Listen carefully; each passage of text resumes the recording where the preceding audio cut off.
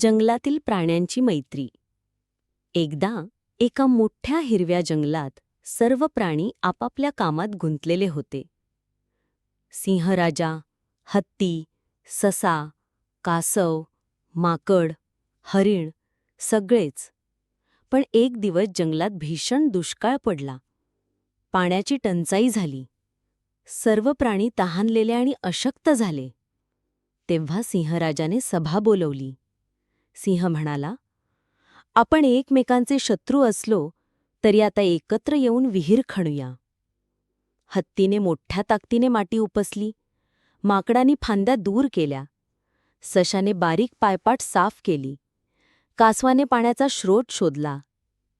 काही दिवसांनी सर्वांच्या मेहनतीने विहीर झाली आणि पाणी मिळालं.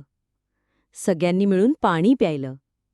तेव्हा सिंह म्हणाला, आज आपण शिकलो की मैत्रीतच खरं सामर्थ्य आहे.